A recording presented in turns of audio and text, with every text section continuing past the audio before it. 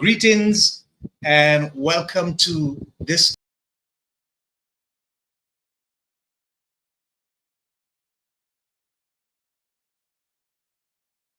and a great opportunity for us to be here to share with you on this amazing program. We give God thanks for the opportunity that we have so that we can deliver this information and we can provide the necessary resources, the personnel, and the information to ensure that people have an opportunity, a chance to find a way to manage and to deal with all different levels of depression, clinical and otherwise. Our co-host, Brother Wendell Parris, will not be joining us this evening. Probably he's live online because of circumstances beyond his control at this time. But we know that he's always with us, if not in body, also in spirit. So at this time, before we get into the program, join me as we go to God in a word of prayer. Heavenly Father and merciful God, indeed, it is a blessing and a wonderful privilege to come before your presence and to give you thanks just for the opportunity to live and move and have our being. We thank you for life spared today. We thank you for the privilege of being able to present information, content that is of value to those who are willing to learn, to understand, and to appreciate that the information that is shared is supposed to inspire, to help transform, to educate, and to build and develop a community of resource for people who are struggling or challenged or who have loved ones that are challenged with levels of depression. As we continue with this program, we pray, dear God, that we continue to be observant, to do everything in decency and in order. We pray, dear God, that whoever comes on, our guests, and those in the audience, on whatever platform that they are on, that there will be an edification, there will be an improvement of knowledge and information, and that what we seek to accomplish will be done according to your will and with your guidance. So we thank you, we give you praise, honor, and glory as we continue. Be with us. In Jesus' name we pray with thanksgiving.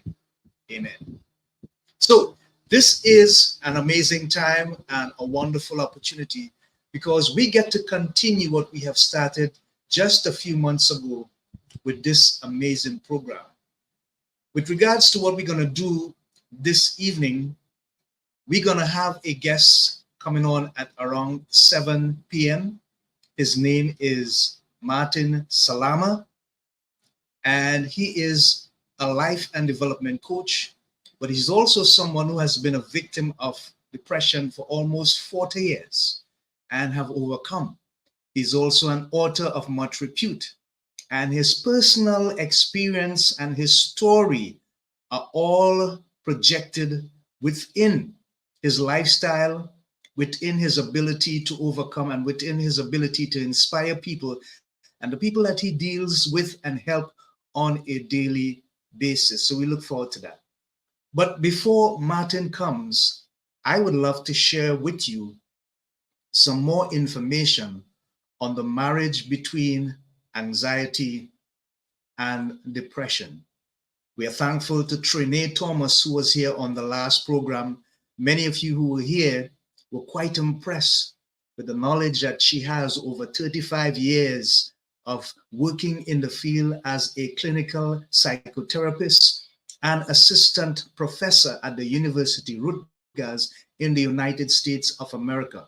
Also a private practitioner and one who writes all sorts of articles and information with regards to levels of overcoming clinical and other areas of depression. It has been a marvelous ride, and as we are coming to the end of the year, we'd love to remind you of the people that have been with us for the short period of time and to also inform you that they will be coming back, God's willing, 2024, when our new season begins. So, what I want to share with you is two videos.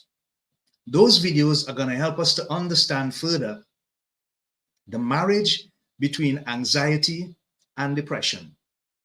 We're going to deal with it from a physical, scientific, practical perspective, and we're also going to look at it from a biblical and spiritual perspective. The man that we're going to share with you now is David Essel.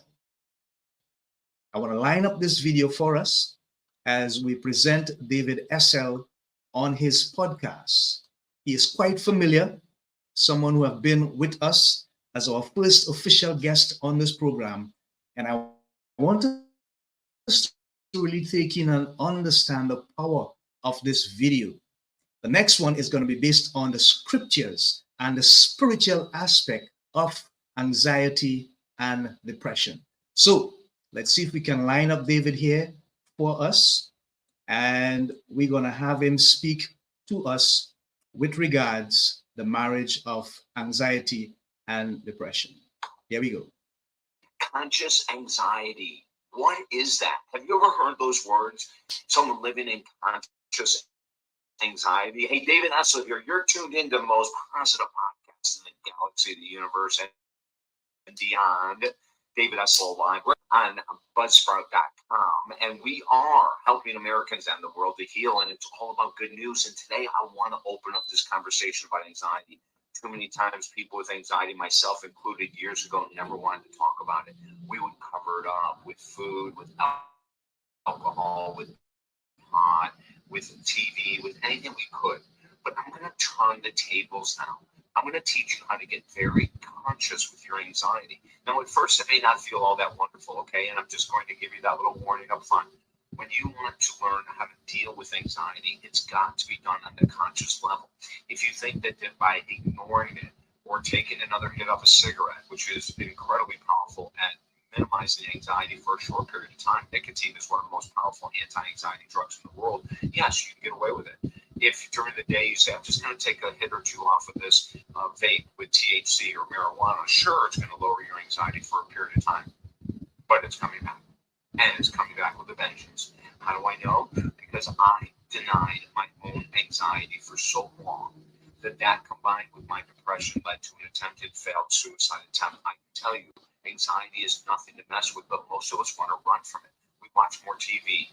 We gossip more. We get more involved with conspiracy theory. We watch the news more. In other words, anything that distracts your mind from feeling anxiety is limiting your ability to be conscious in your healing of anxiety. But let's look at what conscious anxiety would be like. You would sit when anxiety hits and you would feel it and you would write about it. What's the origin of this anxiety? What's creating this anxiety right now? Is it the traffic? Is it the conversation I'm going to have tomorrow? Is it something that happened yesterday? See, when you get conscious with anxiety, you start to look for what's the origin of it. How long has it been around? And you actually write about it. Oh my gosh. I just got hit by a wave of anxiety. I'm anticipating a text or I'm anticipating a conversation tomorrow that's going to be very difficult. Okay, we're already conscious. We are sitting in the anxiety and we're conscious. We're not running from it. We're not covering it up. It's unbelievably powerful when you can sit there. I've got a quick story to tell you. A number of years ago, I worked with a young mom who lost her children to the state because of her drug addictions. When she finally cleared up, I worked with her for about a year. We got the state okay with the fact that she was off of all drugs. She was on everything in the world that you can imagine. Nicotine, pot. She was on heroin, alcohol. I mean, everything you can imagine. We got her off of everything. The most difficult one that she had letting go of was nicotine, smoking. Until I showed her that it was all about covering up her anxiety. Nicotine is so powerful. There's a reason that we smoke cigarettes or vape nicotine. And so I had her do this exercise. I said, this is what I want you to do. The next time you get hit with anxiety, I want you to sit in it. Don't do anything. Just sit. Sit in it. See how long it lasts. Now, on average, when we have clients tape or time, I should say, their anxiety, it's about 3.5 minutes. And then the anxiety starts to go away.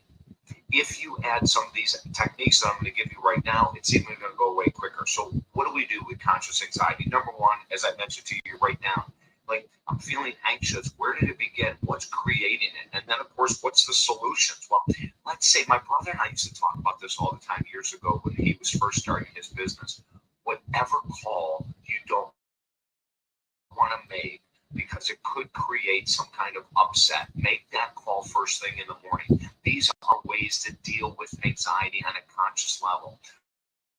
Whatever you don't want to do that creates anxiety, do it right away. In other words, you take its power away when you act in the direction where the anxiety is. Does that make sense?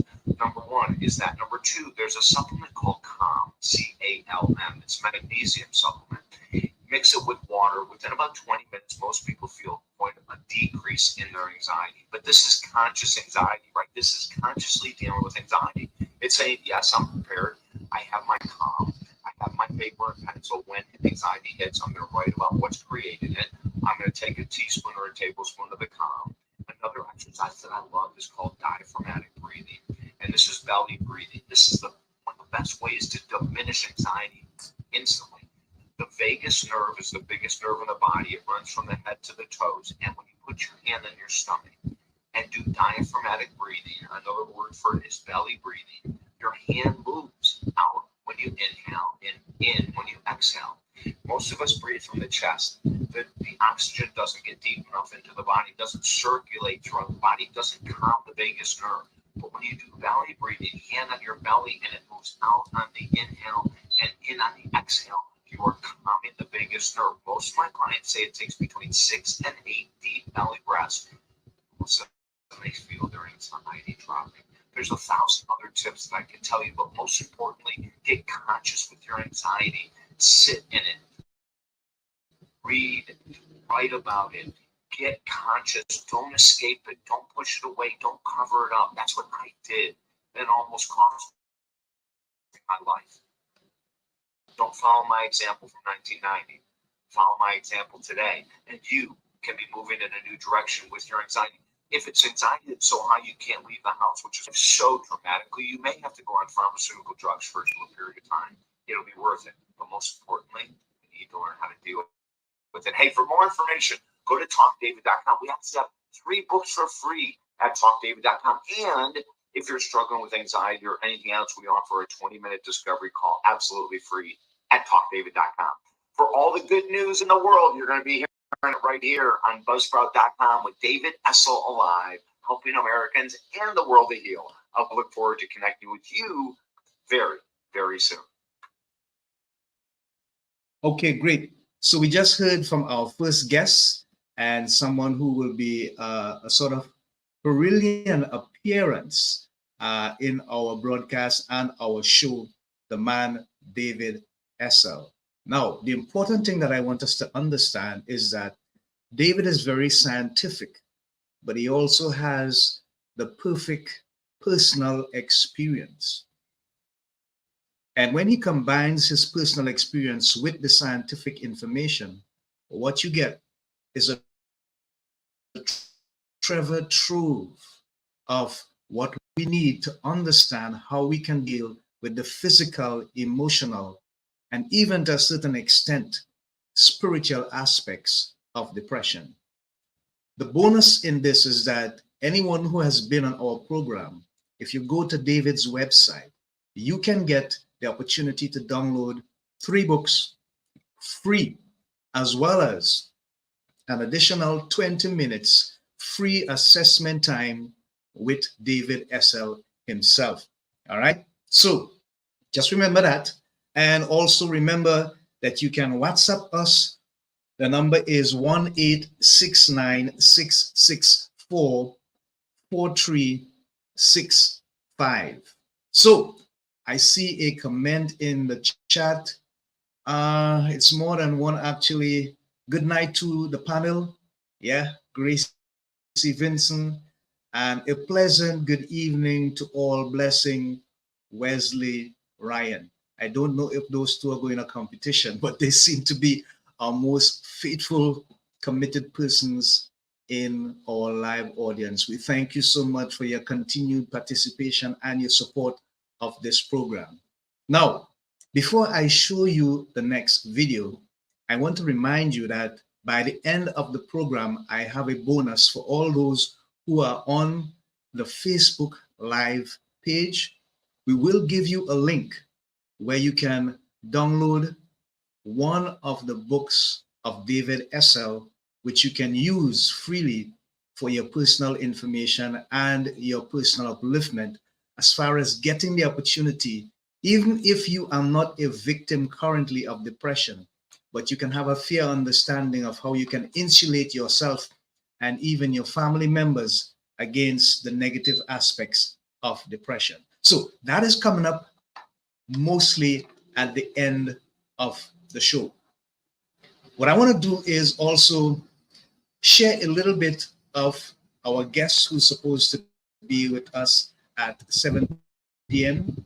and to remind us that he is going to be coming on and he's going to be sharing his personal information as well as something with regards to how we can find ourselves in a better position to manage the levels of anxiety that comes in our lives on a day-to-day basis. While I'm speaking with you, I'm trying to line up this next video at the same time. This is the biblical and spiritual perspective with regards to depression and anxiety. So stand by. Let me line it up for us.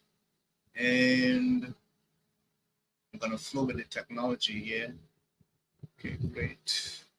Present, share. Okay, great. So this video is lined up and we're going to share it with you. And this information is extremely important. It's simple, it's basic, but you need to pay attention to the quality of the information that's being shared and see how we could practically apply this basic scripture principle to our lives, Christian or no Christian. Here we go. I'm Dr.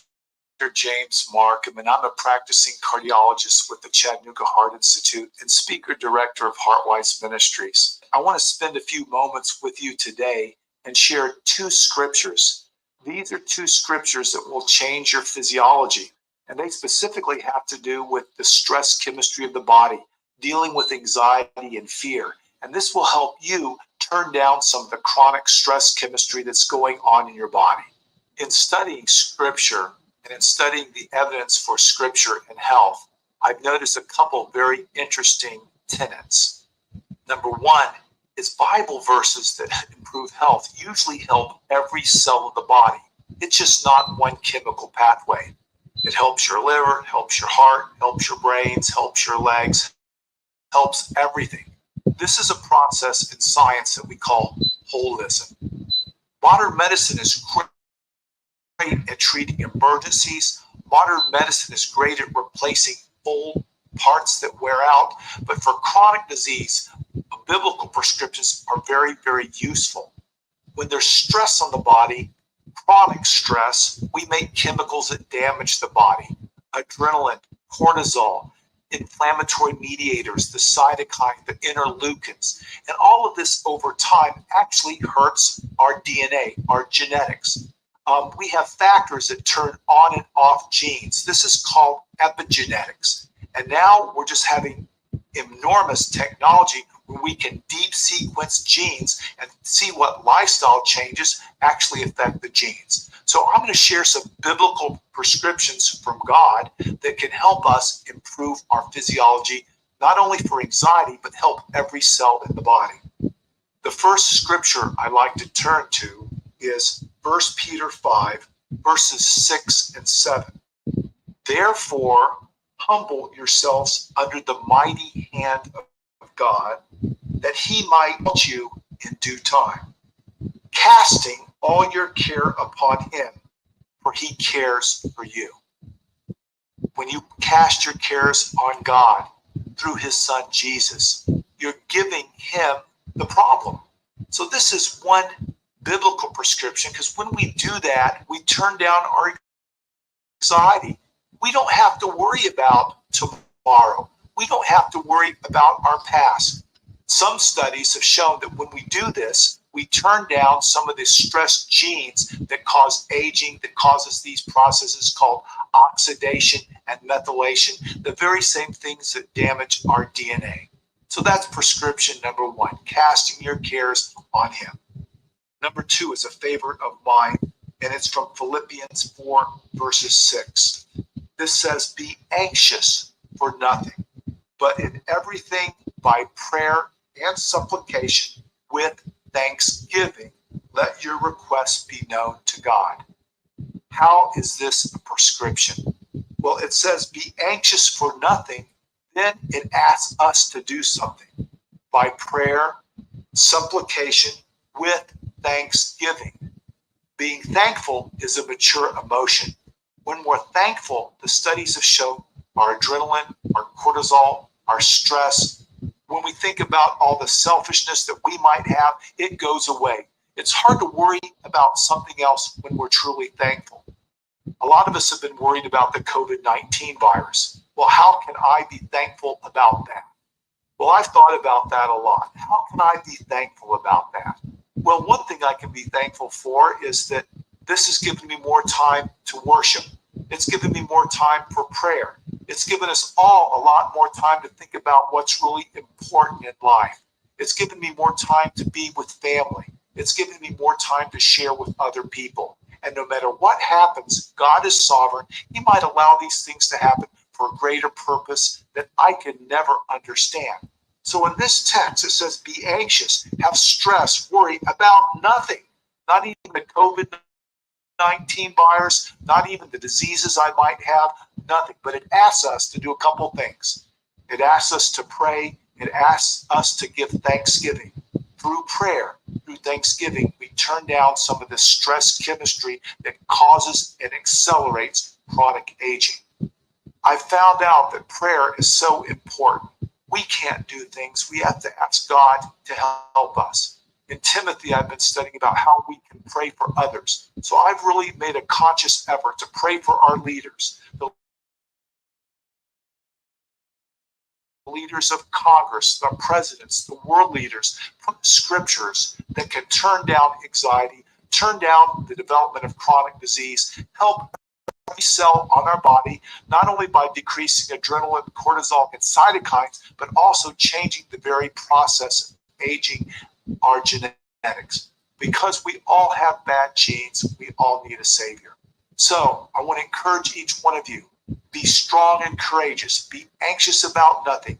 Cast your cares on him, and you will have physiologic changes that are much more effective than taking a single pill.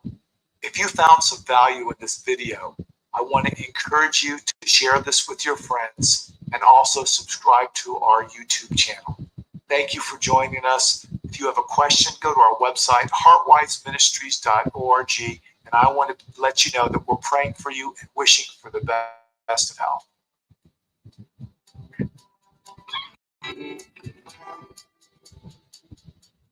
Yeah, wonderful. So I told you it was going to be short and simple, but extremely powerful.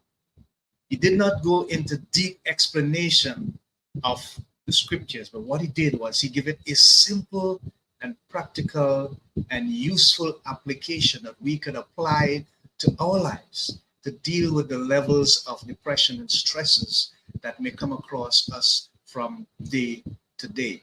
And it is also exciting for us to be able to share that information with the audience as well. So I see we have Brother Wendell Parris on, my good friend. Good evening to all, he says. Hope your physical condition improves, my brother. We'll be praying with you and for you continually. Gracie Vincent says, prayer is the key word to solve all our problems. Just trust the Lord. An enlightening and simple position, sister, but very powerful indeed. And I know you're speaking from a place of personal experience. The good news is that our guest is in studio at this time, and I want to introduce him. But before I do so, I want to remind us that we are building a community and preparing a certain level of resources that would be made available to you at any time you feel the need that you want to reach out.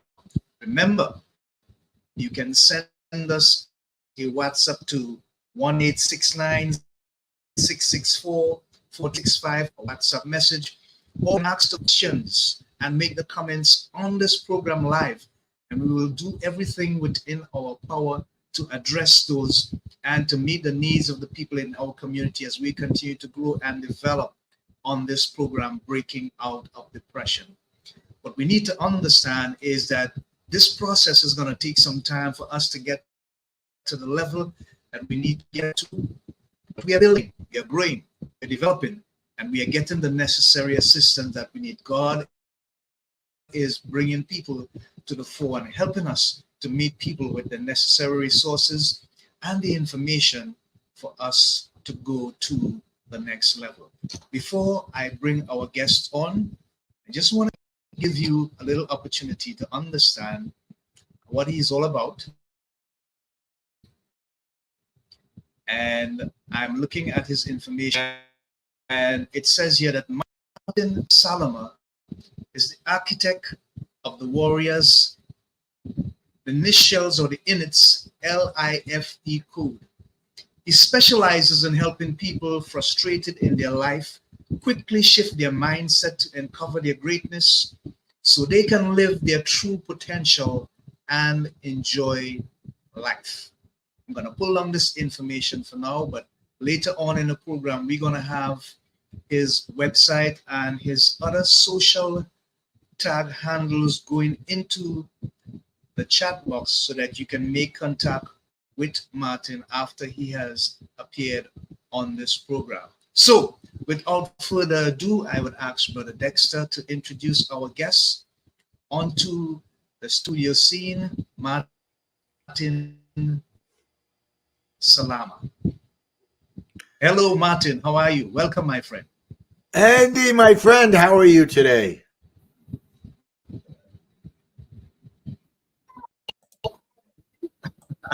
I am fine, and thank you so much for taking the time to join us on this program, Breaking Out of Depression.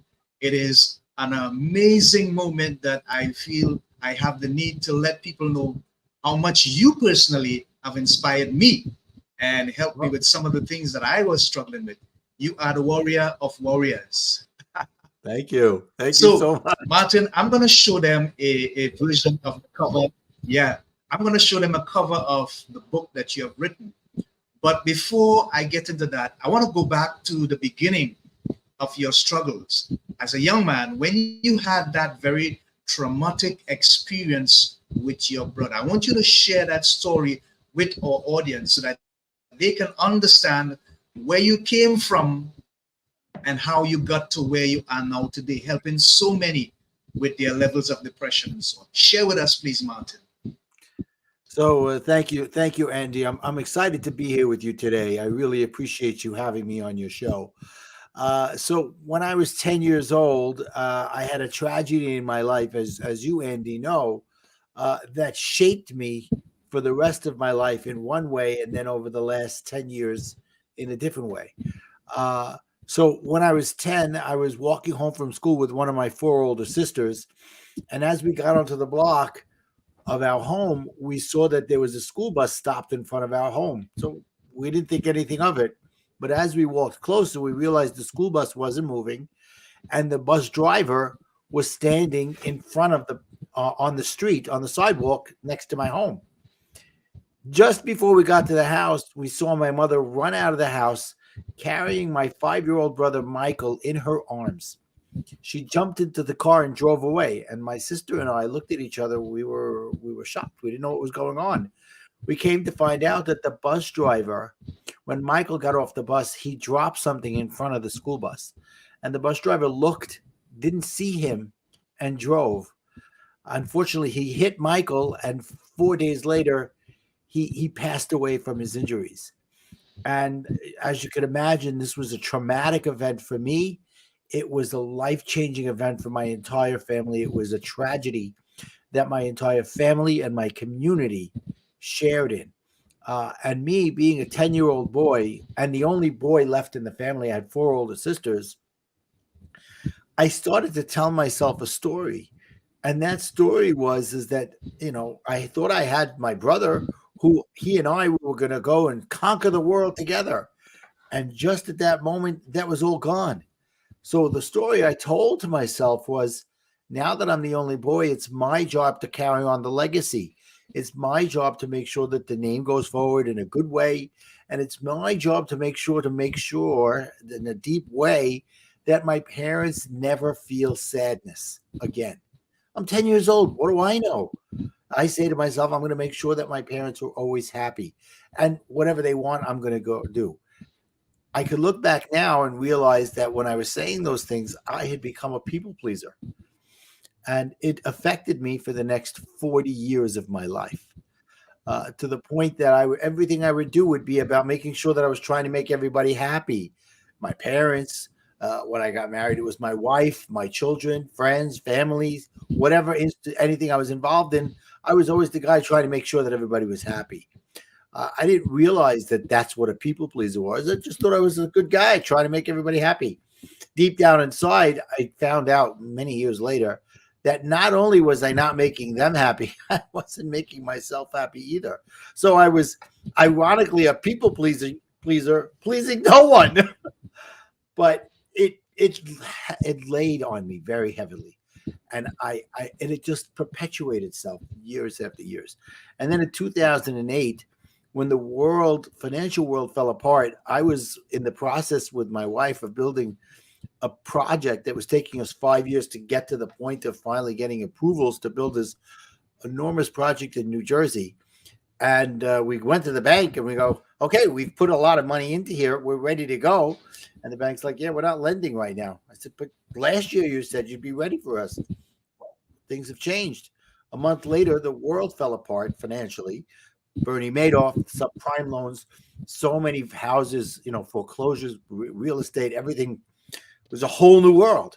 I can't believe it's 15 years ago, right around now, that this happened. But it just turned the world upside down. And I went into a depression for about a year. It was a situational depression. And for a while, I was on medication. And I went to seek out help, therapy, coaching. And it was so bad that while I was on medication, I wasn't paying for my health insurance. And when you don't pay for your health insurance, then you can't afford to buy your medicine because it's all connected to everything. And one day I had to make a decision. And I was like, wait a minute, what's going on? Do I really need to have this medication in my life? And I realized that I was allowing the medication to be like a crutch on my life. And I was allowing it to happen. And I said, well, I kind of put myself in this position anyway by, risking everything with the project and losing, and then not having the money to pay for my medication, for my health care, which ended up not paying for my medication. And I said, do I really need it? Now, there are some people that do really need to have medication. For me, it was that crutch because it was a situational depression. So I made the decision that day to change my life and start moving forward and to stop taking the medication because I realized that it was in my control. It wasn't a physiological depression. It was a psychological one, and one that I could overcome with the help of friends, with the help of family, and also with the help of God. As your previous guest the video was talking about, I had to accept and I had to surrender to God. To me, I always thought that meant, like you're being arrested, surrender. No, it's give it up to God. Let him help you. And those things helped me to move forward in my life and make some drastic decisions. So that's the beginning of my story there, Andy. I hope that helps with what you were looking for me to talk about. Yeah. That is an amazing story, and it brings back memories, Martin, as you shared. I remember so many things that we spoke about in the past. But what I want to focus on is the turning point in your life, Martin. That point when you decided, hey, I need to do something better than what I'm doing now, because if I continue what I'm doing now, it looks as though the end result is going to be pretty disastrous for me. I want you to describe that moment for our audience, and at the same time remind them that they can ask questions and make comments, because your story is potently interesting as to how you got that strength within Right. you, understanding that, hey, you got to give it up to God. You need help. This is my turning point. How did you Yes. do it? Yes, thank you. So for me, that moment came, it was about a year after this all fell apart. I'm like, listen, in 2008, when I lost everything, I stopped paying my mortgage. I stopped paying my car payments. My car was eventually repossessed. My house was foreclosed on. And I lived in New Jersey, and there was so many foreclosures that it took a few years before they actually took the house away. But we knew it was coming. But I had to look back at my life and say, okay, I'm at the bottom now. I could either just keep on wallowing down here or I can do something about it. And I decided I have to do something, not just for everybody else, but mostly for myself, but also for my children and everything else. And while this was going on, I said, okay, where do I want to go? Like I mentioned, I was therapy and coaching, and I realized that this people pleaser part of me was holding me back. And I started to understand it. And I said, okay, all my life I did what everybody else wanted me to do. I became a businessman, got into different businesses. Even the business of this venture that ended up failing because of 2008. I started because my wife came to me and she said, you know, you closed the business, you're looking to do something else, do this. And deep inside, it was my desire to please her that made me do it. Now I'm not blaming her. I'm just saying that was my weakness. So I said, what do I want to do with my life? And I looked back over my life, and I'd always been involved in community projects, community organizations. And that was because of the upbringing I had from my parents, who were always very community-minded leaders. And I was a leader. And I said, what I recognized as a leader is that people would come into the organization and say, I don't know what I can do. I can't do what you're doing. I said, well, I'm not asking you to do what I'm doing. I'm asking you to just give me a few hours and a week, a month, whatever it is, and let's figure out how you could help. And I realized I was a life coach for them. And I wasn't getting paid. I didn't mind that. But I said, well, if I can do it that way, why not make it a profession? So I decided that that's what I was going to do. And just when I thought that things were starting to turn around for the good, about 2 months before coach training started, it was my 24th wedding anniversary. And my wife said, I'm done. I want a divorce. I'm like, oh my God, why does everything keep happening to me? And you know what that is? Right there, Andy. What I was saying was I was looking to blame everybody else for my problems in the world, problems in my life, and say, why is everything happening to me? And I think at that moment, I had a decision to make. Was I going to still go forward with my decision to become a life coach? Was I going to give that up too? And, you know, part of me was like, well, what do I have to do to save my marriage? But, you know, looking back now, probably other than our 4 children, my wife telling me I want a divorce was probably one of the best gifts she ever gave me. It was the kick in the pants I needed. And I think God was tapping me on the shoulder saying, Martin, look at your life and recognize what you do that's good and what you do that's not good. And go to life coach training and learn about yourself and figure out how to move forward. And that first week of life coach training, they said, you want to coach? That's great. But first, you got to figure your own self out. You got to know who you are. And you don't have to be who everybody wants you to be or you think you have to be. You can be whoever you want to be. That's in your control. So I started to recognize those things. And a book I read right before I went to coach training that they recommended was The 4 Agreements by Don Miguel Ruiz. And one of the agreements was don't take anything personally. And I realized that that's what I've been doing my whole life. And I was and that started to peel away the layers that I had, that I was a people pleaser, that I took things personally, that I was a control freak, that I needed everybody to recognize me and say, wow, what a great job you're doing. And when those things all weren't happening, I had a very short temper. I would react and overreact to the point where I would flake out and blow up like a nuclear reactor, and I would have to fall out all over the place. I'd have to go back and apologize. And most of the time, those apologies are, Andy, I'm so sorry for what I did, but, you set me off and you did this. That's not an apology. So I needed to learn those things. And now what I've come going through life coach training it got me to recognize that if I want things to change, I have to change me. And the first thing I really understood Yeah. while getting to understand the whole thing of not taking things personally is having gratitude and taking responsibility. And instead of saying life happens to me, why does everything happen to me? It's that everything happens through me.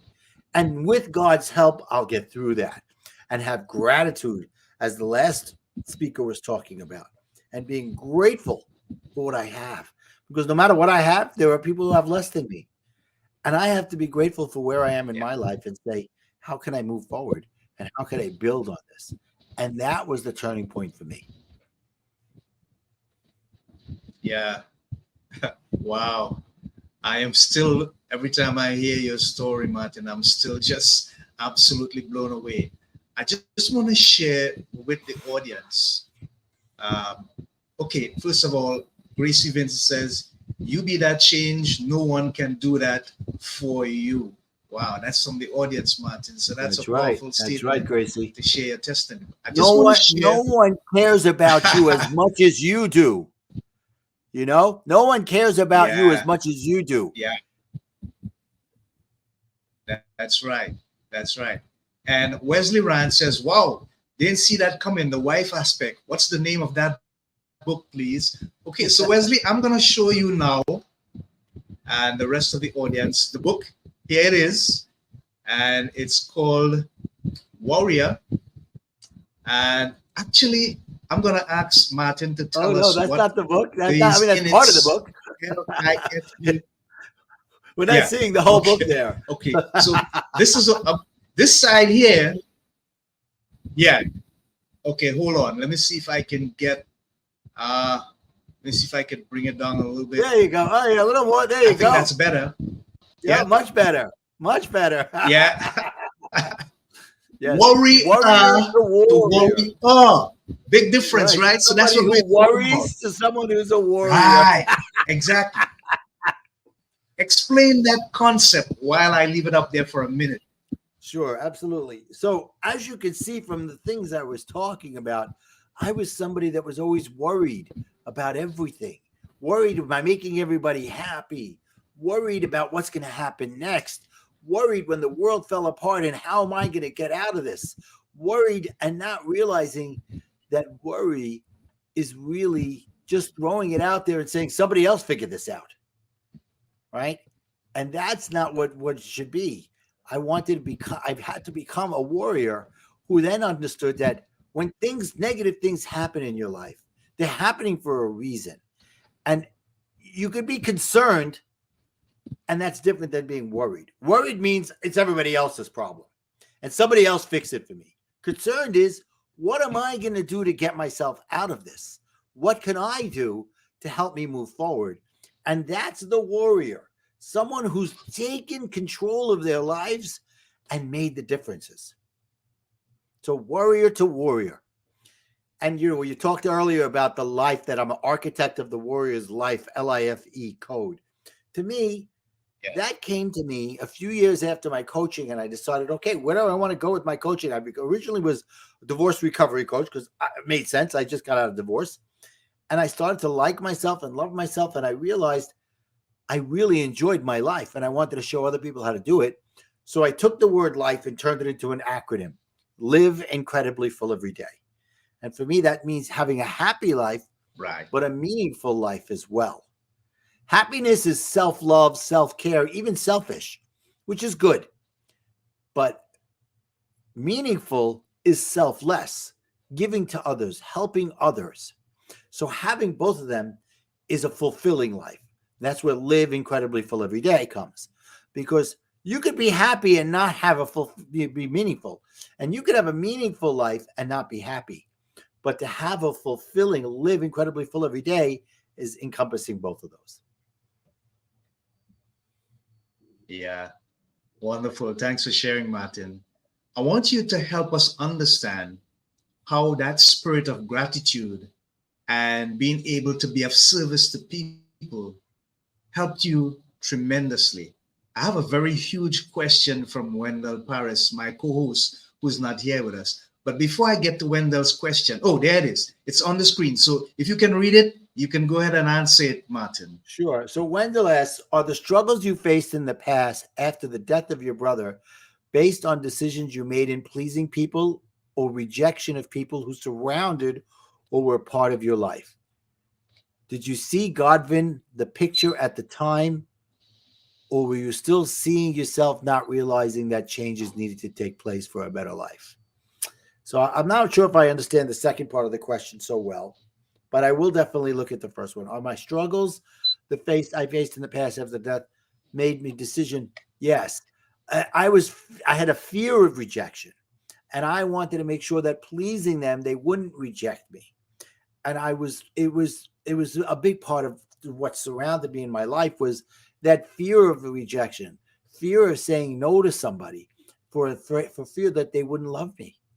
And a lot of that I come back now to realize. And when my wife wanted the divorce, I was afraid to get divorced because I was afraid nobody would ever love me. And that didn't come out right away. Anger came out right away, sadness, fear, all those emotions came out.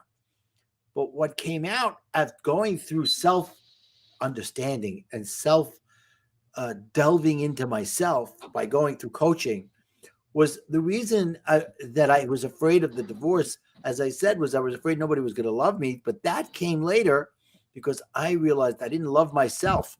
So how would anybody else love me? I had to like myself and love myself. And that's where gratitude started. Instead of waking up every morning saying, oh, I have to work at a dead-end job. I have to do this. I have to do that. I now wake up every morning and say, I'm grateful for God for being in my life. I'm grateful that I get to have a job, whatever the job is. I'm grateful for anything that I have in my life. And that sets me up. And then I pray to God. And then I say my mantra, I live incredibly full every day. And that sets me up for success.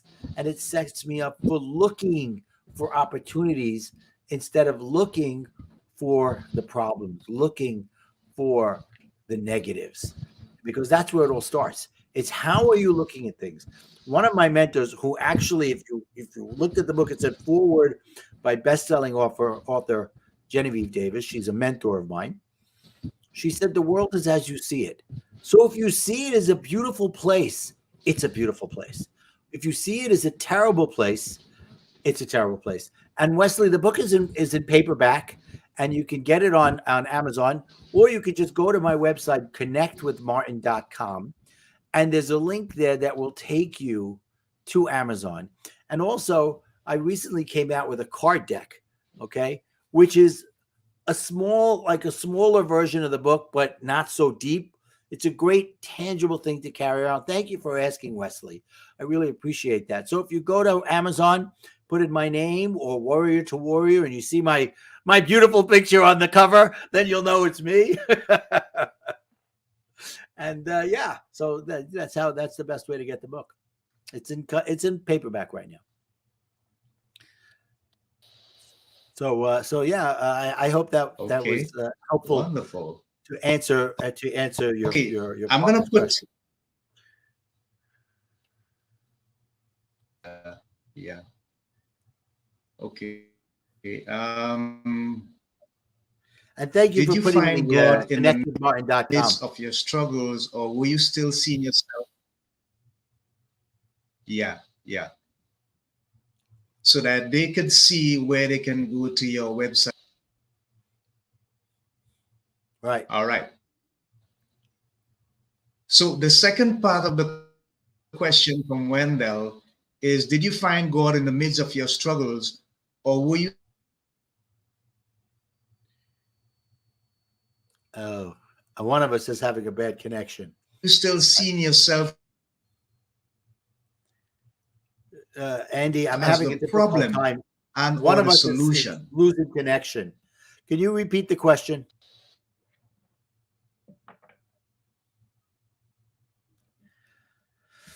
Well, I'm not sure if it's my connection that's bad or your connection that's bad. So, Andy, I'm still here. I hope you are as well. Yeah. Can you hear me? Andy, are you able to hear me? That's coming from our feed in Dominica.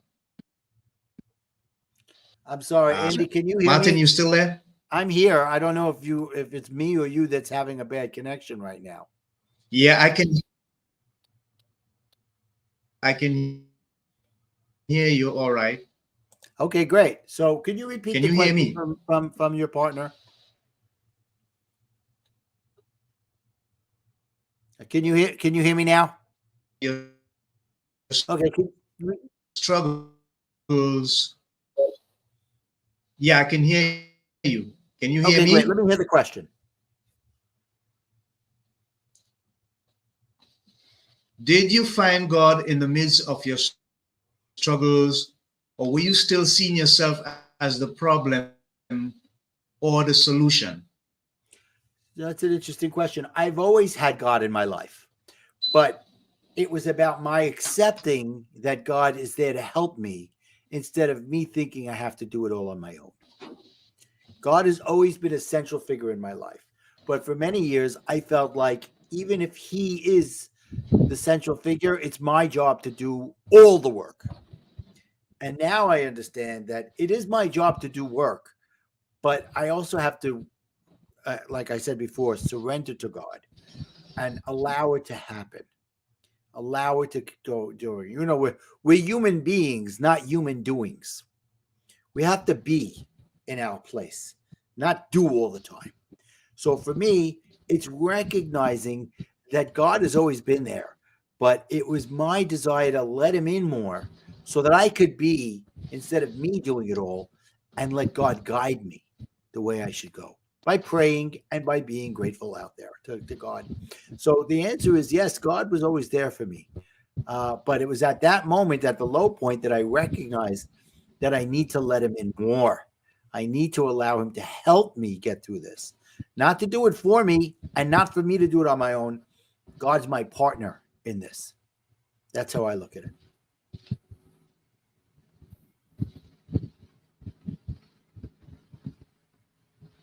Okay. Yeah. So the next question I got for you, David, Martin, sorry, is you spoke about having a spirit of gratitude, and you also spoke about being able to give service to people, to share your gifts. How important are those two things in the process of dealing with your personal challenges with regards to anxiety and depression? Oh, it's so important because if you don't allow yourself to show your vulnerable side, okay, and that's a tough thing for many men, especially women too, but men especially, to show their vulnerable side because we've grown up in the society of men are strong, men can never show their soft side, show that they need help. It's a sign of weakness. No, it's okay. You need to show your authenticity. You can't do it alone. And it's okay to ask for help. So by doing that, by me opening up that way, and you'll see that when you read my book, is I'm very vulnerable in the book. And it's for a reason. Because if you think I have no problems, then why would you listen to me? Why would you take my advice? Who am I to give you advice if I don't have any problems? If I don't admit that things come up and down in my life, but instead of being a full roller coaster, it's like a calm sea now. Because when the problems come, when the issues come, I don't react the way I used to. I've learned to respond in a better way. Does that happen all the time? No, there'll be times where I lose it. It's part of nature. That's the old me that comes out every once in a while. You could even call me a recovering people pleaser, like a recovering addict. So it's about recognizing when those things happen and helping yourself get back to center yourselves as quickly as possible. Yeah, that's really very, very important. And I think that sometimes people need to understand that they need to take time out, Martin. Just pull away yourself from the problem, pull away yourself from the situation, change the atmosphere a bit, Right. and then see things from a different perspective. Because The longer you stay in it, is the more overwhelming it can become for you. Now, with regards to the book, you spoke about 7 techniques. I just want you to share those techniques with the audience. I know they're going to go looking for it, but coming from you live is a bonus. Those 7 techniques in the book. All right. Well, I'm going to pull out the card that talks about it because it'll be easier that way. So I talk about the 7 secrets, the abundant warrior within you. 7 secrets to an abundant mindset. Okay. So the first one is, and I use the word warrior, abundant warrior mindset. So hopefully maybe you can see the card here. And the first one is wisdom. Seek wisdom. Yeah, we can see it. Great. So the first one is seek wisdom. Nobody knows everything. You are not ever, you don't know everything. It's okay to look for wisdom and ask questions. The next A is really 3 A's in one. It's called ask, act, and attitude. It's part of what I call the cycle of A's. Ask God for what you want. Request from God or the universe for what you want. Then act. Be proactive in getting what you want. And then the attitude, don't have a strong desire that gives off the thoughts of lack. Don't be attached to the outcome emotionally. The more attached you are, the more you say, oh my God, I need it. And you're sending a lack system out, a mindset out into the universe. Then comes the first R, realization. Be content. I have everything in my life. Not I want more. Of course, we all want more. But the more you want that, the more you won't get it. And then recognize, again, gratitude. Recognize, be grateful for everything in your life. Then I, imagination. Think big. You know, Norman Vincent Peale said, shoot for the stars. You may hit the moon. And that's okay. Have a big imagination. Then O, optimism. Find the positive in everything. It's okay to wear rose-colored glasses. Don't listen to the people out there that tell you, don't wear rose-colored. No, wear rose-colored glasses. And then R, the last R, resilient. Be flexible and have an open mind. Be willing, if you know you're on this path where you ask and you're acting and something comes up and it's saying, you know what, you need to make a course correction. Do the course correction. This is God's way of telling you it may need to change. You know, people say, oh, I pray to God and he doesn't answer. He does answer. Sometimes the answer is no. And he's trying to tell you you're going down the wrong path. And that if you're so emotionally attached to it, if you're so emotionally attached to the outcome, you won't see that it might not be the outcome you need or that you're supposed to be having or that's not God's plan for you. So be willing to be flexible, resilient, and to change. And that's the 7 letters of warrior. Those are the 7 secrets. Yeah. Wonderful. I love the illustration, and it's an amazing set of information that can help so many people, I'm sure. I want to look at something that I think is really important to the entire process, and it's called humility. And I think that you have shown a lot of that particular virtue, that particular trait seems to be kind of missing in the world today, Martin. Yes. How important is someone having humility to the process of overcoming anxiety and depression? Oh, yes. It's so important. And people think of humility in the wrong way. Okay. People think humility is a negative thing. Okay. So one of the things I often talk about with my clients is awareness. Okay. And self-awareness. And people say, yeah, I'm aware of the things in my life. I'm self-aware. And I tell them, are you really self-aware? Now, Andy, you may be asking, well, what does this have to do with humility? Well, I have another card. It's part of the book, but it's also a card. And self-consciousness comes from a place of negative energy, guilt, conflict, and doubt, ego, which is the opposite of humility. Okay. Self-consciousness is more outward directed. It's being more concerned about what others are thinking of you and how the situation is going to affect you. Your ego. You will probably react to uncomfortable situations instead of respond. When you're self-conscious, you're questioning your decisions. You're second-guessing yourself. Self-awareness comes from a place of positive energy, acceptance, contentment, self-assuredness, humility. Self-awareness is more inward-facing. You have an accurate and realistic understanding of how you're responding to situations and how you feel about things. It enables you to approach interactions and circumstances from a more balanced and richer stance. Self-awareness comes from a mindset of abundance, taking responsibility and gratitude. So for me, that's humility. Humility doesn't mean, oh, I'm not good. Humility is having confidence in yourself, having self-assurance in yourself, and not having to make other people feel like you're better than them. It doesn't matter. That's ego. So for me, humility is humble. Okay, that's really what it is. People think, oh, humility, oh, they've embarrassed you. They've made you, they put humility on you. No, it's not that. It's about having a certain amount of understanding where you are and having self-assuredness. So Wendell's asking, how did you help your children understand your personal experiences, challenges, and how do they see you now? Wow, great question, Wendell. So it was a tough time because, they were there during the bad times, when I was at the lowest point. And they had seen the old me, the Martin 1.0, the original guy who reacted to everything and was a control freak. So it took them a while to recognize that I was changing. And I had to be patient. And I had to say, I didn't turn to them and say, hey, watch me, I'm changing. They had to see it. They had to believe it. They had to see it by my actions, not by my words.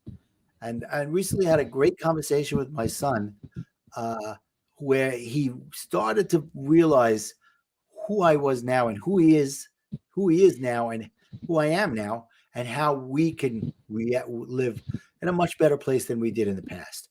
And it was a beautiful conversation, and I'm very proud of him and of my growth there for us to be able to get there.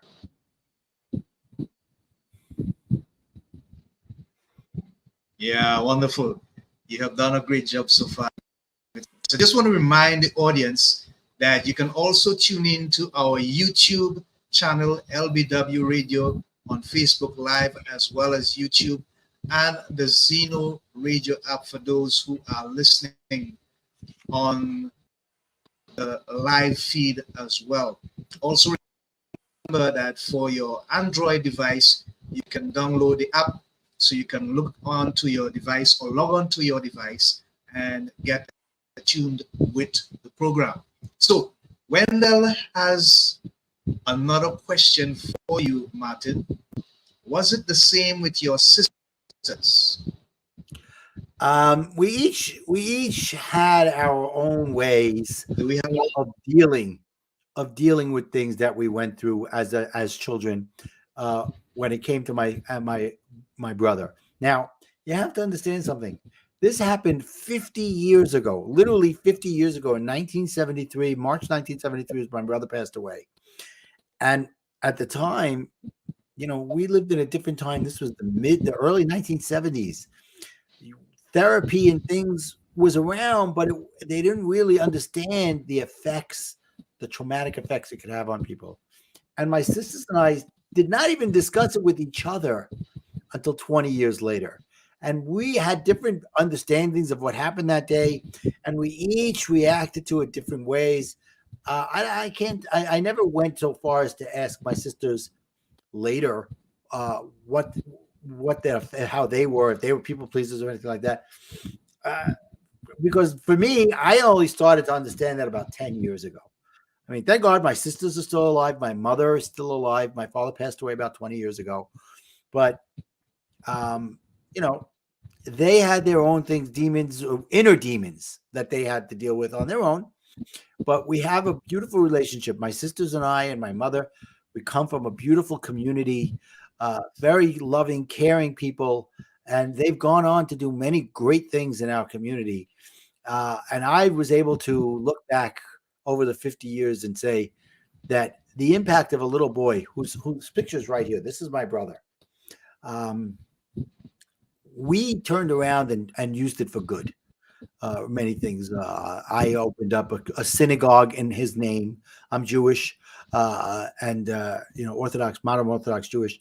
My sister is part of she got involved in helping people as a patient advocate, and now she has a cancer center for people in our community to find the support they need.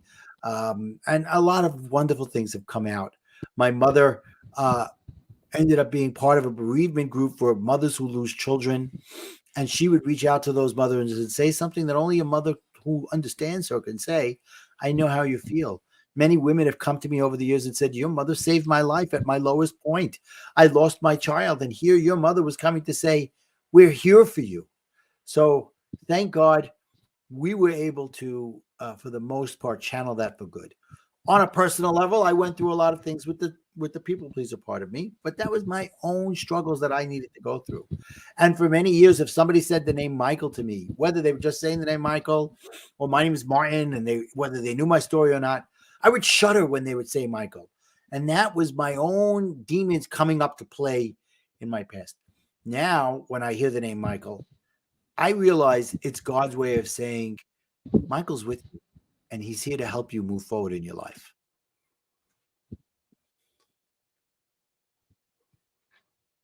Wow. Good. Amazing story there. Wesley said, Martin's story, I believe, is a universal one. You can read it with me.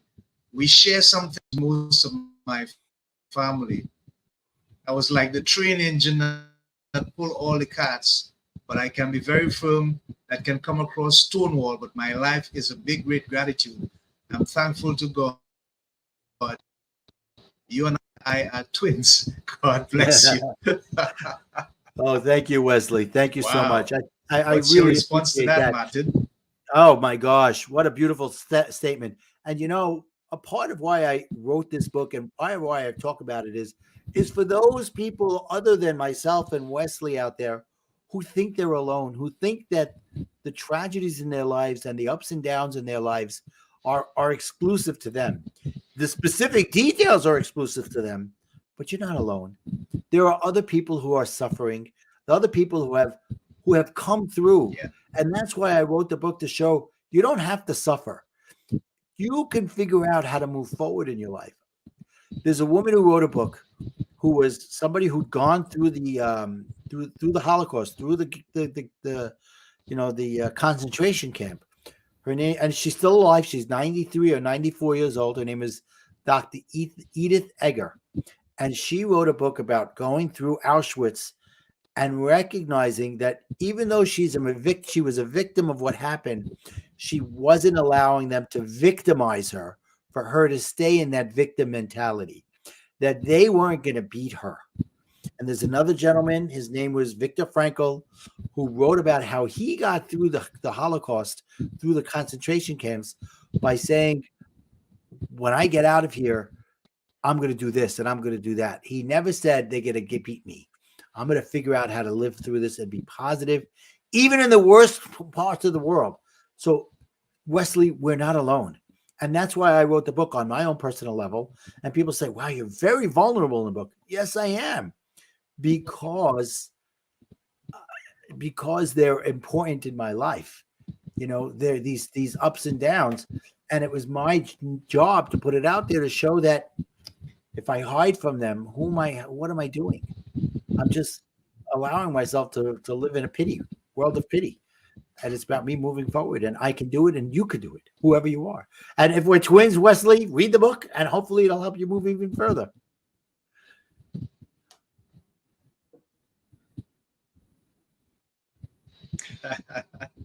Yeah, wonderful. Thank you so much, Martin, as we continue to build and grow and develop this community. I want to look at the idea of situational awareness. And I know that is something that we share in common because of what we do, our work with other people and so on. But how do we get people to realize that their present situation is not the final destination in their life, and they can have a different outlook despite what they are currently going through? How can we help them to do that? Well, the first thing is to recognize that there's only one final destination. Okay. Let's be honest here. The final destination is that last day of your life when your life is over. Until then, you are on a journey. And the hurdles that are going to come up on your journey, it's not what happens to you. It's how you deal, how you respond or react to what's going on.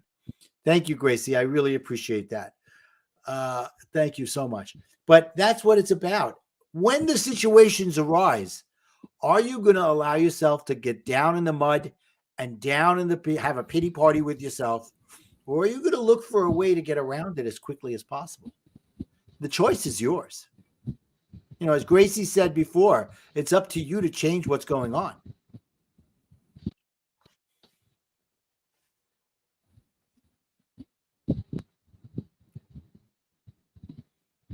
Yeah. Yeah. That's so very true. That's so very, very true. So the people that you currently work with, Martin, what are some of the things that they come to you with from time to time and you help them?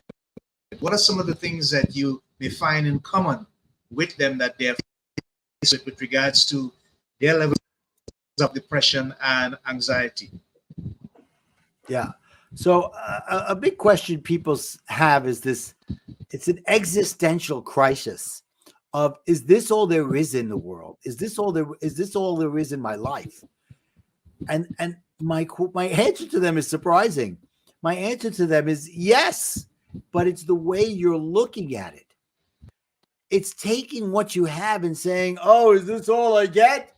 Or, "Oh my God, how lucky am I to have this in my life?" Think about others who have so much less than you and say, "How can I be grateful for what I have?" And change that mindset from lack to abundance. And you know, Andy, how about if I tell you a story from the Old Testament, from the Torah? Okay. So maybe All many right. of you may know the story of Jacob and his brother Esau, right? So they were twin brothers. And one day Isaac decides he's getting old in age and he wants to give a blessing to his brother, son Esau. And his wife, Rebecca, says, "Oh, no, I want my son Jacob to get this blessing." So she dresses him up and disguises him as Esau. And because Isaac at this point is old in age and his eyes can't see so well. And he dresses up and he puts on hairy clothing, hairy things to make him more hairy like his brother was. And he goes in and he gets the blessing. And Isaac thinks he's giving the blessing to Esau when he's really giving it to Jacob. And then right after that, Jacob leaves and Esau comes and goes, "Father, give me the blessing." And he's like, "What are you talking about? I gave it to you." And he realizes that he was tricked. So Rebecca and Isaac tell Jacob, "You need to go away. Go to your family far away from here and away from your brother. And here's the Abraham blessing." He gives before that, he didn't give him a blessing. He just gave him a blessing. Now he gave him the Abraham blessing, which was, "You will carry on the legacy of Abraham." Now he runs off and he marries Rachel and Leah and all that. And after 20 years, it's time for him to come back, right? God tells him it's time for you to go home. 22 years later, something like that. He's got 11 children at this point. He's rich beyond unbelievable, even though his father-in-law Lot tried to trick him many times. He still was able, because he had belief in God. So he's now going to meet he's on his way and he hears that his brother's coming. And the night before, he brings everybody over and he realizes he leaves some jars on the other side of the river. So he goes back to get them. And an angel comes and he gets into a fight with the angel overnight. Now, for me, I look at that angel is the demons within himself, his guilt of what he did, right? And they fight all night. And finally, at the end of it, the angel says, "Let me go." He says, "Only if you bless me." So he says, "Okay, I'll give you a blessing." And first he injures him in the leg to remind him that who he was and that he needs to move forward from here. And he says, "I'm going to change your name from Jacob to Israel." So Jacob is the man of the one person. Israel is the man of the nation, the father of the nation. And now he goes the next day and he decides before he sees Esau, he's going to send groups of people ahead with gifts. This is from your servant, A Jacob. This is from your son. Keep more groups coming. Finally, he comes up. And by now, Esau has been broken down. And he hugs his brother. He says, thank you so much for all these gifts. I have a lot. Thank you so much. And Jacob's answer to him is, it's okay, Esau. I have everything. And right there's the difference between a mindset of lack and not having everything and not having what you want. Because Esau said, I have a lot. He's saying, I have a lot. I want everything you give me and I want more. And Jacob's answer is, I have everything. God has given me everything I need and he will always provide for me. And right there, you could see the difference between the two. And it was something when I finally understood it, it was like, wow, this is powerful. So thank you so much. So Wendell asks, how do you prepare families for the unseen circumstances that are natural in life before anything happens? What advice can you give to individuals who are seeking to take vengeance on people who they blame for their failures or struggles in life? Wow, whether through hatred or envy, as we see in some cases where mass shootings are done for almost no reason at all. To us, it doesn't make sense, but to them, it's a measure of relief. What do you advise? Wow, Wendell, that's a very heavy question. I don't have an answer for the people who do those mass shootings. I can't. They're deranged as far as I'm concerned. But what I tell those families is that you need to forgive. That doesn't mean that the people who do whatever they do, the shootings and all that, shouldn't be punished. But forgiveness is more about you and you're going forward in your life than about them. When you forgive others, you're releasing it, you're giving it up to God, and you're not holding on to the resentment. It's difficult. It's very difficult for people who are going through tragedy. And I tell them it's okay to cry. It's okay to feel these feelings. I don't ever tell anybody hide their feelings. You need to get through those feelings. You need to talk them through so that you can move forward. Otherwise, they're festering inside you and you're resenting and you're holding things back and they'll show up in different ways. So I hope that helped. It's a much deeper answer than the question that I'm giving, but I hope that was a beginning of an answer for you there, Wendell. Yeah, what an amazing story that you remind me of that Jacob and that Esau story and the position. Wendell said, well said, thanks. So it's appreciated, Martin. We appreciate you. We appreciate the stuff that you are sharing. And we also want to continue to thank you for being the individual that you are as you continue to share with us. Now, with regards to the future, what do you see happening with your personal development and your growth, Martin? What are some of the strides that you're looking to accomplish for yourself going forward in the future? Oh, so for myself, it's spreading the word of live incredibly full every day, spreading that message out to people and letting them recognize that you can take control into your own life. It's nobody else can control your life. It's about controlling your emotions instead of your emotions controlling you, which for many, many years, it did control me. My emotions would set me off and I would just go crazy and I'd get angry and all that. And I needed to become a different person. So that's who I am now. It's moving that message out there, hopefully getting many people to go from being worriers to being warriors. And now they can control their lives and they can have everything they want in their lives. Yeah, thank you so much for sharing. Martin, what would you say, what advice would you give to world leaders today? There seems to be a gap between the service that world leaders are supposed to be doing in terms of development and growth for their people and their countries. There seems to be a lack of compassion for the people, a lack of empathy. What advice would you give to world leaders today? Because a lot of populations seem to be hurting. They're anxious, they're depressed, they're uncertain about the future. How can leaders play a better role to have people more focused on development and growth and infrastructure rather than on the negatives that seem to plague us almost every day? Right, right. So, you know what? I'm going to go back to something John Lennon said over 50 years ago. All we are saying is give peace a chance. All right? Don't look to be the one that controls everything. They believe that with control is power. And with power, you can get whatever you want. And it's that simple. Look for love, look for peace, look for compromise, and look to inclusion of all nations, all faiths, all religions, all creeds, all colors, all everything. One happy world.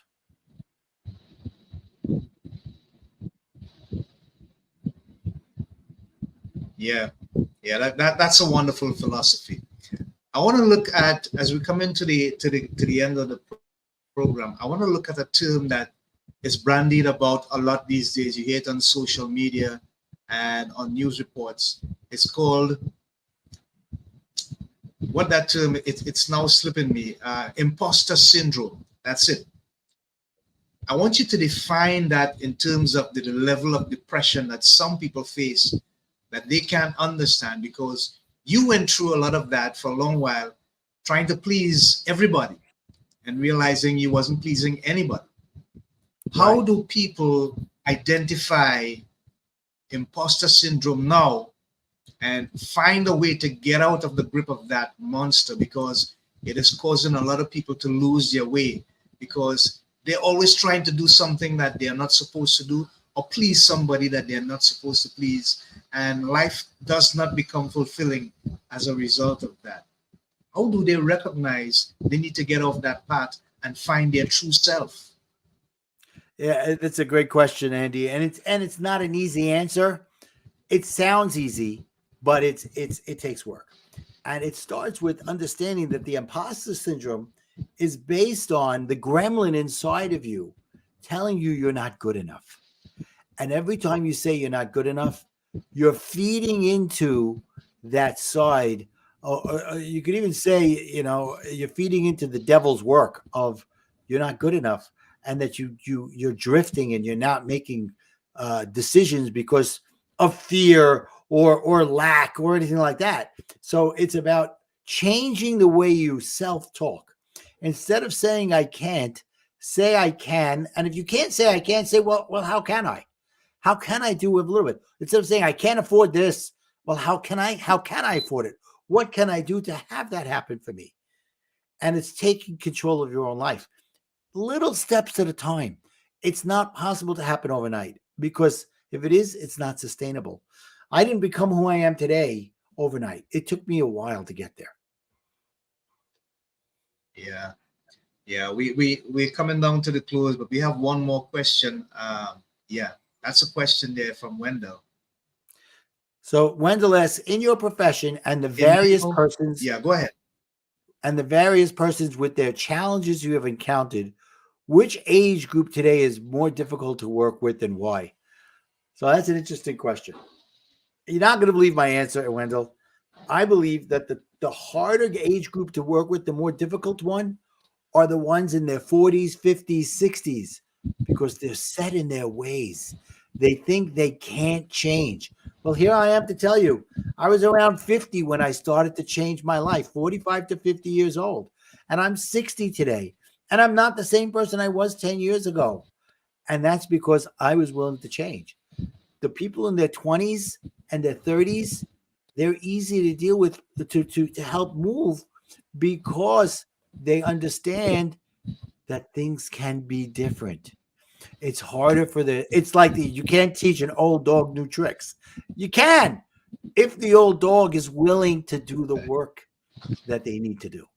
But sometimes the old dog doesn't want to. They're stubborn, they're afraid, there's a cop out, there's a lot of reasons.